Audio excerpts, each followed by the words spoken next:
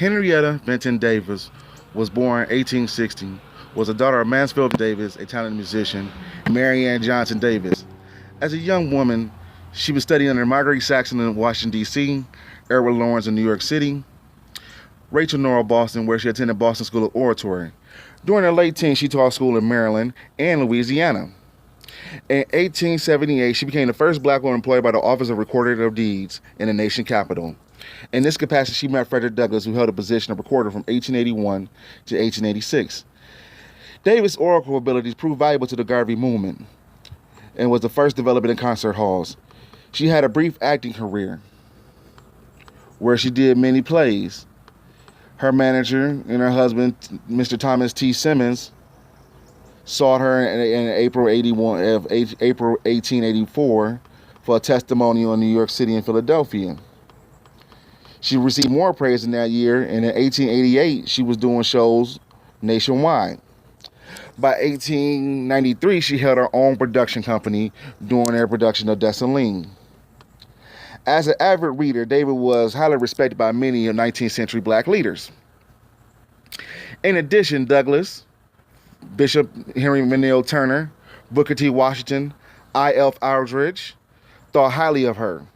Their endorsements helped her attain church engagements where she was a great help to the ministers raising money.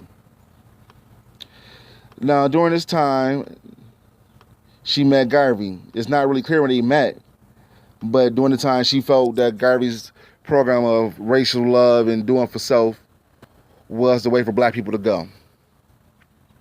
The association between them two became an important and personal one and professional. Garvey quickly awarded her prestige importance. By June 7, 1919, she was international organizer, a director of the Black Star Shipping Company, as well as second vice president of the Shipping Corporation. She is one of the signers of the Declaration of Rights for Negroes on August 13, 1920. During the next 12 years, Davis served as an international organizer, fourth and first assistant president general, delegate to Liberia, and secretary general.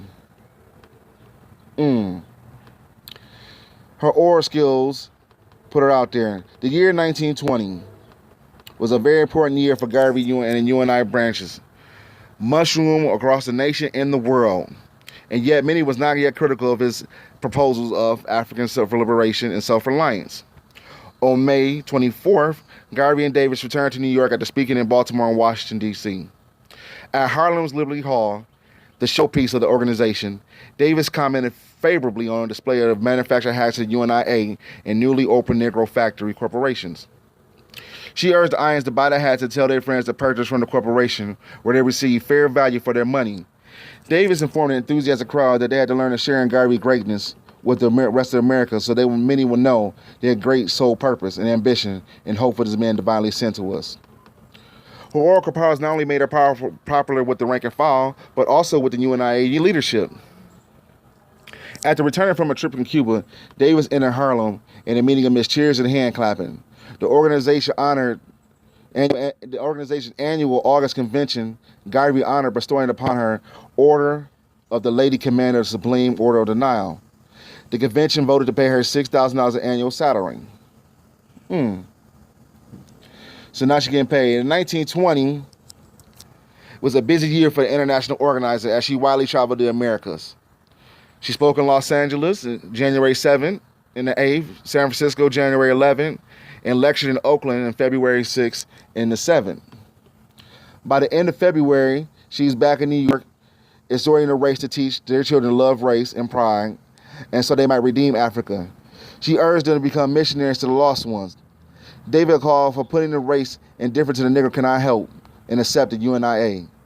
Shortly thereafter, Garvey and her went on a recruiting drive to the West Indies, Central, and South America. In early May, Negro world readers began to hear about the pair's success. On April 14th, David was in Moran, Cuba, where the audience became agitated waiting for Davis to be introduced. While another speaking before she was introduced, there was a thunderous applause, and the windows and doors became darkened by the number of people who rushed outside to see her. 4 days later, Davis spoke at Camarin, Cuba, where the local leaders called her Joan of Arc. On May 1st, she witnessed the unveiling of a UNIA chapter in Santiago, Cuba. She thrilled the crowd by telling them since they had fought for to free Cuba, they should fight to free Africa. Davis' excitement Harlem became alive on Davis' time for retirement July 19th. Speaking on behalf of the members of the High Executive Council, Fred A. Toole praised her in an address and Toole cited an example of noble womanhood and the mother of great work. He praised her to being to Garvey what Miriam was to Moses. The annual convention held in August, Davis was designated by Garvey as Lady Order Commander of the Nile. The gala celebration took liberating spirits. Through September and October 1921, Davis spoke about the organization Garvey leadership. Davis' popularity as a speaker knew no bounds. On August 28, she paraded through the streets of New York. Lady Davis closed out the year 1921 by storming Kansas City, Kansas, and where she organized the Universal African Legion, the Black Cross Registered Nurses. The Negro World reported that on December 31st that Davis in Cumberland, Oklahoma, converted many of her critics to the cause of African redemption. So while she's going around, she's building up all these places. 1922 was a hard year for UNIA, as for Garvey personally, because he was indicted on mail fraud. August in New York was usually a time of high rising temperatures and high humidity. In the 1922 UNIA August Convention raised temperatures a few degrees as Garvey fought to maintain loyalty of his followers. Realizing his authority has been challenged because of the federal indictment and his contact with the Imperial Wizard of the Ku Klux Klan, Garvey sought to dominate the convention. He accused many of the executive councils of being incompetent. In an exaggerated report, an FBI informer indicated that the American delegates who were not on Garvey's salary opposed him because he created so much strife among the American Negroes and the white man. So Garvey effectively resigned, astutely resigned as President General and Provisional President of Africa, effectively of August 31st, 1922. His resignation was followed that of Davis, W.F. Elgar, the Auditor General, and confusion reigned as J.W. Eaton, the American leader, and Garvey began entitled in a bitter battle over charges and countercharges of misfinancial management and collusion with the Klan. Although impeachment charges were brought against both, only Eaton was found not guilty and expelled from the U.N.I.A. Despite Garvey's triumph at the convention, women wanted to their own little separate thing. And he suggested, and Garvey replied that UNI Constitution protect women's rights. And he suggested that the revolution be reworded so it will not interpret that men were not to be equally involved in women organization. No one protested against Garvey's sugary answer. Garvey's tribulation in the August Convention was only a prelude to problems that confronted him in 1923. Black critics increased pressure on the government to prosecute him. And they also charged Davis with some stuff too. The charges against Davis was not supported by any concrete evidence. One would not expect a woman who was then 63 to wait for a man 27 years younger to die. More important, she continued to speak on behalf of Garveyism. On May 28th, she told Garvey at New York that Garvey had to support around the country. She believed the answer to black man problems of migrating to Africa where they could resist under their own flag of the red, black, and green. Garvey was brought to trial in 1923. So when he brought to trial, he stayed some time. He was out on bail. Then on June 25th, Davis left New York for Panama, Cologne, Costa Rica, Jamaica, and Honduras and Guatemala.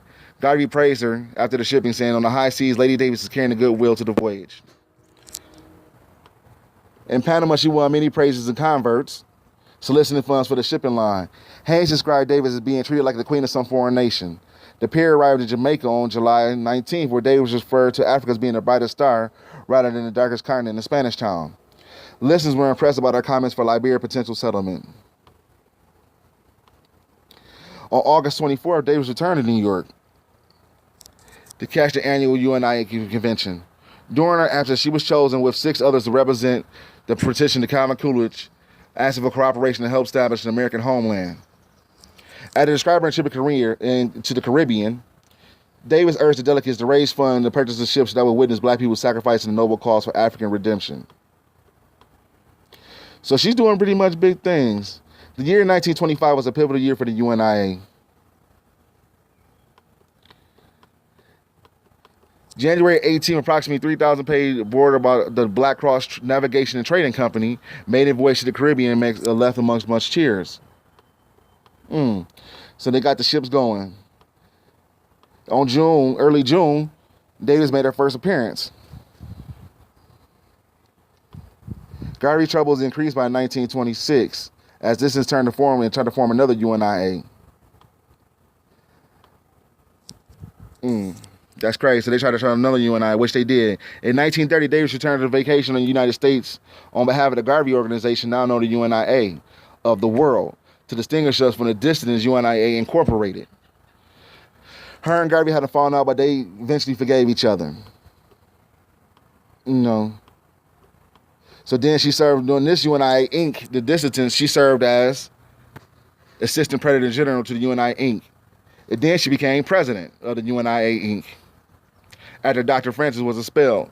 So she was a female leader, president of the UNIA Inc., the dissident organization of Marcus Garvey. But she kept Garveyism going.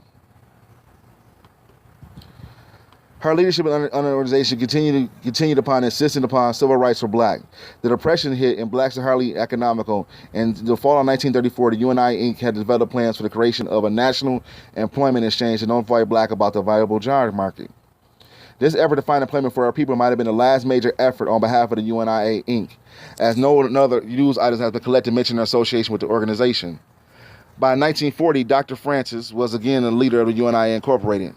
The organization, long known for its efforts on behalf of African redemption, was reduced to 80 Negroes to getting their benefits and various forms of public assistance. That's wild. So, so they took it, some people came over, took it and flipped it to something different. Henrietta Davis, the queen of Garvey's royal court, died November 23rd, 1941, 18 months after the death of Marcus Garvey. The woman that urged African redemption, race pride, self-reliance, died in total obscurity. As a survey of Leaf black papers was saying, and this is how she died. The whole black papers is in the doctrine, but it is, they didn't say who, and it's a woman that's been messed through history. We gotta get back our historians. Much love.